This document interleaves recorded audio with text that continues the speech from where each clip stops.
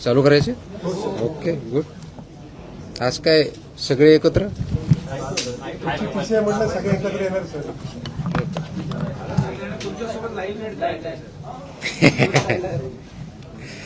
Okay, thank you. आज आपण इथं एका महत्त्वाच्या विषयावरती प्रेससाठी जमला, त्याच्याबद्दल धन्यवाद. गेल्या 2 महिन्यापासून आपण अनेक मोहिमा राबवत आहोत. इथून पुढे त्या राबवल्या जातील. आपला जो ध्येय आहे safe food, safe drug, safe Maharashtra, ते अचीव करण्यासाठी आपण वेगवेगळे आदेश देत आहोत. आतापर्यंत आपण प्रोहिबिशनची ऑर्डर, गुटखा जी आहे त्याबद्दल ऑर्डर काढली, मोकोकाची ऑर्डर काढली, त्याचं इम्प्लिमेंटेशन चालू आहे.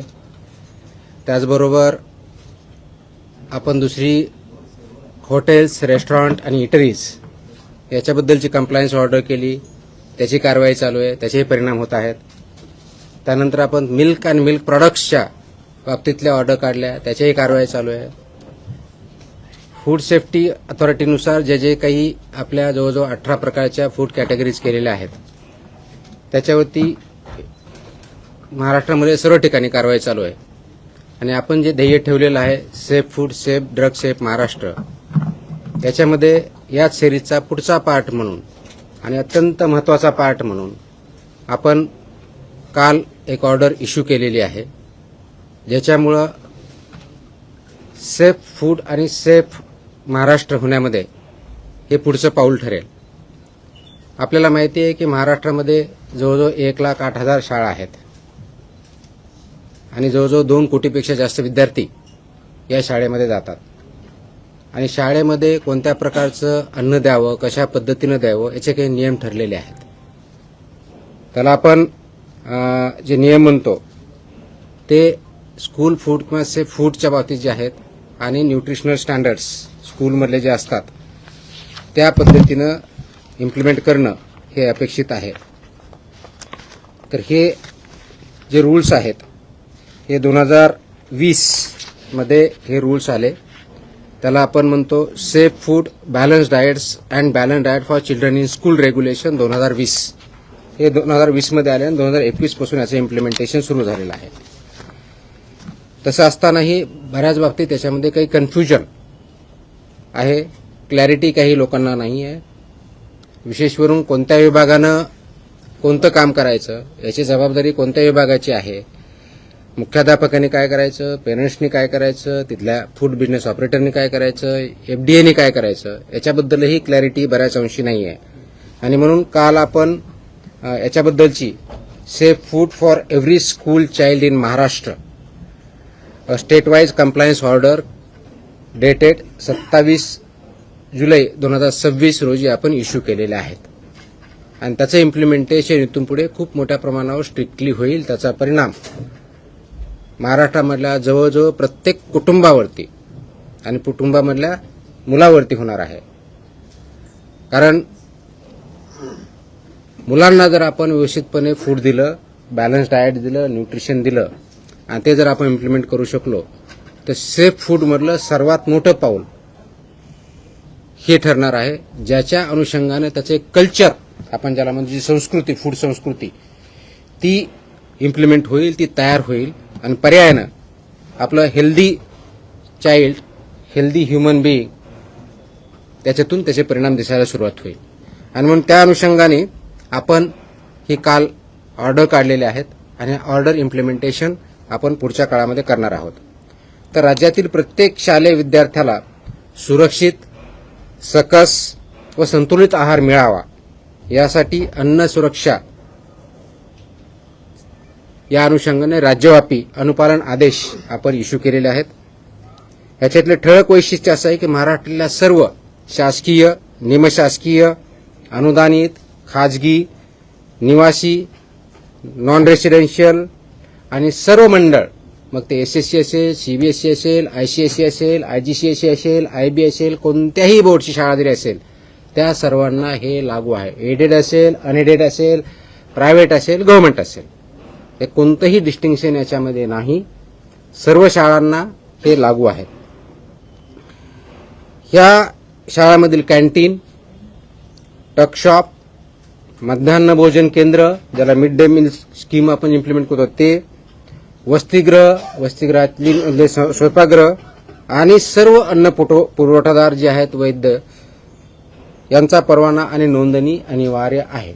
म्हणजे काय, शाळेमध्ये जे कॅन्टीन असेल किंवा जे मिड डे मील स्कूलमध्ये जे प्रोव्हाइड करतात ते असतील किंवा अंगणवाडीमध्ये जे कॉन्ट्रॅक्टर असतील, यांना हे फक्त फसाई लायसन्स असणारेच असू शकतात. जर नसतील तर त्यांना लायसन्सवालेच अपॉइंट करावे लागतील.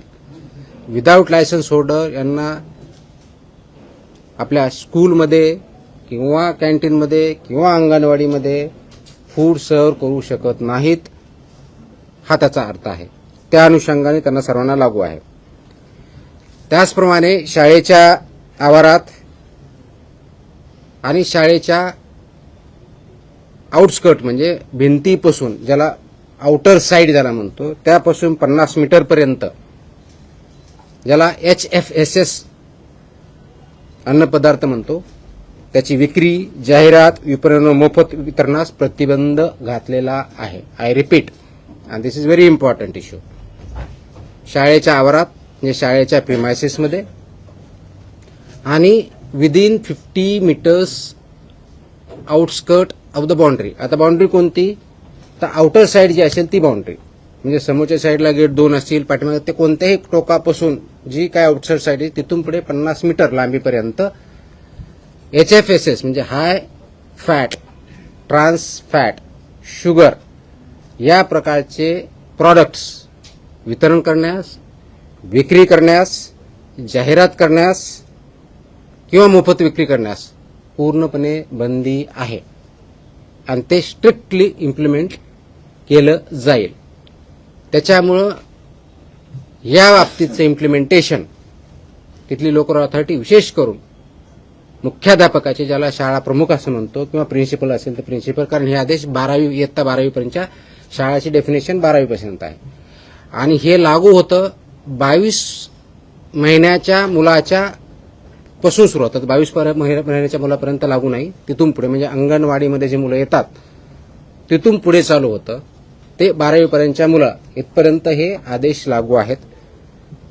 हे हाय HFSS ज्याला फूड आयटम्स म्हणतो, high fat, trans fat, sugary जे प्रॉडक्ट आहेत ते तिथे विकता येत नाहीत, जाहिरात करता येत नाहीत, वितरण करता येत नाही किंवा फ्रीमध्ये वाटपही करता येत नाही. आणि म्हणून त्याचं इम्प्लिमेंटेशन लोकल लेवलला प्रिन्सिपल, त्यांची स्कूल आणि ती स्कूलमधली जी कमिटी असते त्यांनी करायचं आहे. जास्त मीठ, साखर, संतृप्त चरबी व ट्रान्सफॅट असलेल्या अन्नपदार्थ शालेय परिसरात मज्जाव केलेला आहे. हे ऑर्डरमध्ये आहे. मज्जाव केला मीन्स प्रिव्हेंट केलेला आहे. Ice-cream, chocolate, everything. So it comes in that. These are all products of that. So school. I'll answer the questions. I'll answer the questions later on. Let me finish first, then we'll answer the questions. शक्यतोवर विद्यार्थ्यांना तिथं जे food द्यायचंय ते wholesome food असावं हे अपेक्षित आहे. फ्रुट्स असावेत हे अपेक्षित आहे. भाज्या, कडधान्य, संपूर्ण धान्य, दूध व स्थानिक पौष्टिक पदार्थ उपलब्ध करून देण्यावर भर असावा हे ॲडवायझरी आहे. त्याचबरोबर प्रत्येक शाळेत हे पिण्यायोग्य पाणी, स्वच्छता, अन्न साठवणूक, तापमान नियंत्रण, कीड नियंत्रण आणि कचरा व्यवस्थापनाची काटेकोर अंमलबजावणी जिथं फूड सर्व्ह केलं जातं किंवा प्रिपेअर केलं जातं याची इम्प्लिमेंटेशन होणं अपेक्षित आहे. हे करत असताना प्रत्येक शाळेमध्ये एक फूड सेफ्टी डिस्प्ले बोर्ड असणं अपेक्षित आहे. आता फूड सेफ्टी डिस्प्ले बोर्डवरती काय, तुमचा व्हेंडर कोण आहे, त्याचं लायसन्स काय आहे, कोणत्या प्रकारचं फूड तिथं दिलं जातं, त्याच्या काय व्हॅल्यूज आहेत हे लिहिणं अपेक्षित आहे. त्याचबरोबर फूड सेफ्टी सुपरवायझर हेही नॉमिनेट करायचं आहे. त्यांनी हे बघायचं आहे की हे फूड सेफ्टीचे नॉर्म त्या ठिकाणी पाळले जातात. हेल्थ अँड वेलनेस अँबॅसेडर सुद्धा ते अपॉइंट करणं अपेक्षित आहे over a period of time, की त्या शाळेमधून कोणी विद्यार्थी असू शकेल, शिक्षक असू असेल, जो कोणी असेल त्यांनी तो अपॉइंट करायचा आहे किंवा नोडल अधिकारी नियुक्त करणं हे पुढच्या काळामध्ये आपण बंधनकारक करत आहोत, ते आवश्यकता आहे. जेणेकरून हा आपला सेफ फूडच्या बाबतीतला, न्यूट्रिशनल फूडच्या बाबतीतला, बॅलन्स डाएटच्या बाबतीतला अवेअरनेस आणि सेन्सिटायझेशन विद्यार्थ्यामध्ये, शिक्षकामध्ये, शाळेमध्ये आणि पॅरेंट्समध्ये केला जाईल हे त्याच्यातून अपेक्षित आहे. प्रत्येक शाळेची वर्षातून किमान 2 वेळा अन्न सुरक्षा तपासणी आम्ही करणार आहोत, किमान 2 वेळेस, आणि किमान एक अन्न नमुना संकलन करून त्याची तपासणी करणार आहोत. तर ह्या ऑर्डर आम्ही ऑलरेडी आमच्या विभागाला दिलेल्या आहेत आणि त्याचं इम्प्लिमेंटेशन आपण करणार आहोत. नियमभंग करणाऱ्या ज्या शाळा आहेत, कॅन्टीन आहेत, पुरवठादार आहेत किंवा विक्रेते असतील, त्यांच्या विरुद्ध ज्या प्रमाणात ऑफेन्स असेल सुधारणा नोटीस देण्यात येतील, परवानाबद्दलची कारवाई करण्यात येतील, सस्पेन्शनची करता येईल, फूड जे आहे त्याच्याबद्दल जप्ती कारवाई केली जाईल आणि आवश्यकता वाटले दंड किंवा प्रॉसिक्युशन सुद्धा करण्यात येईल. यामध्ये इम्प्लिमेंटेशन सर्वात महत्वाचा रोल जो आहे तो शालेय शिक्षण विभागाचा, स्कूल एज्युकेशन डिपार्टमेंटचा आहे. शिक्षण मंडळ जे आहेत आपले जे बोर्ड असतात त्यांचा आहे. लोकल बॉडीज म्हणजे जिल्हा परिषदेच्या शाळा असेल तर लोकल बॉडी किंवा कॉर्पोरेशन असेल तर म्युनिसिपल कॉर्पोरेशन किंवा काउन्सिल असेल तर काउन्सिल यांचा पण महत्वाचा रोल आहे. अन्न सुरक्षा अधिकारी आपले ज्या विभागाचे आहेत, फूड सेफ्टी ऑफिसर्स त्या एरियाचे आणि जिल्ह्याचे असिस्टंट कमिशनर जे आहेत त्यांचा महत्वाचा रोल आहे. स्कूल मॅनेजमेंट कमिटी जे आहे त्यांचा आहे. पालक आणि विद्यार्थी हे सगळे याच्यामध्ये स्टेक होल्डर्स आहे. या सर्वांचा सक्रिय सहभाग आणि पालन करणं बंधनकारक आहे. प्रत्येक शाळेला ईट राईट स्कूल हे कॅम्पेन बंधनकारक आहे. हे ईट राईट स्कूल कॅम्पेन गेल्या अनेक वर्षापासून आपण राबवतो, पण ते इफेक्टिव्ह राबवणं गरजेचं आहे. त्याच्यामुळे ईट राईट स्कूल आपण जर करू शकलो तर ईट राईट जे आहे घरी सुद्धा जाईल आणि ते कल्चर बनेल, हे त्याच्यातून अपेक्षित आहे. म्हणून त्यामध्ये शालेय कॅन्टीनला आरोग्यवाच्या आहाराचे आदर्श केंद्र कसं तयार करता येईल या दृष्टीचा आमचा प्रयत्न असणार आहे. सुरक्षित आरोग्य, निरोगी बालपण, सक्षम महाराष्ट्र या दृष्टिकोनातून आपण हे संकल्प करत आहोत आणि त्या दृष्टिकोनातून ही राज्यव्यापी मोहीम आपण मिशन मोडमध्ये आपण काम करत आहोत. हे करण्यासाठी आवश्यक त्या मग ते पीएम पोषण असेल, त्याचबरोबर तुमच्या मिड डे मिल स्कूल असेल, पूर्ण फिट बिझनेस ऑपरेटर्स असतील, यामध्ये 22 वर्षानंतरच्या सर्व काही ठिकाणी आपण पाळणाघर म्हणतो ते पण असू शकतील, डे केअर असतील. हे आपण पाळणाघर आणि डे केअर सेंटर जे 22 महिन्यांच्या मुलापर्यंत जे असतात ते याच्यातून वगळलेले आहेत. परंतु शाळामध्ये जे आपल्याला फूड द्यायचे ते नॅशनल NIN ज्याला म्हणतात राष्ट्रीय पोषण संस्था, इन्स्टिट्यूशन ऑफ न्यूट्रिशन NIN यांनी काही त्याचे मार्गदर्शक तत्व दिले, ते त्यांनी पालन करायचे आहेत. या मार्गदर्शक तत्व मध्ये काय सांगितलंय तर होलसम फूड द्यायचंय, व्हेजिटेबल्स द्यायचे, फ्रुट्स द्यायचे, प्रोटीन आणि प्रोटीन रिलेटेड फूड किंवा मिल्क आणि मिल्क प्रॉडक्ट जे आहेत ते द्यायचे आणि HFSS जे प्रॉडक्ट्स आहेत ते अवॉइड करायचे, ते प्रिव्हेंट करायचे हे अपेक्षित आहे. हे करत असताना शाळा व्यवस्थापन हे अन्न सुरक्षेसाठी प्राथमिक जबाबदार असणार आहे.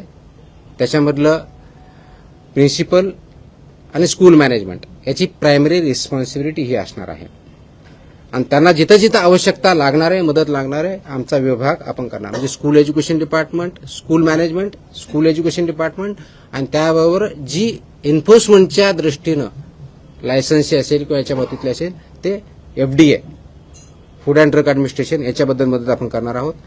शेड्यूल 4चे जे निकष आहेत ते आपण पाठीमागच्या ज्या ऑर्डर जर बघितल्या त्याच्यामध्ये शेड्यूल 4 म्हणजे फूड कसं प्रिपेअर करायचं, त्याच्या कोणते स्टँडर्ड्स असावेत, कोणते रेग्युलेशन इम्प्लिमेंट, ते सर्व रेग्युलेशन्स इथं लागू होतात. त्या दृष्टिकोनातून ते सर्व स्वच्छता निकष असतील, ट्रेन मॅनपॉवर किंवा फूड हँडलर्स असतील, हेल्थ अँड वेलनेस अँबॅसेडर असेल किंवा नोडल ऑफिसर असेल, हे सर्व तिथं अपॉइंट केले जातील. त्याचबरोबर प्रवेशद्वारावर त्याच्यावरती चेतावणी दिली जाईल, त्याच्यावरती लिहिलेलं असेल की HFSS चे प्रॉडक्ट इथं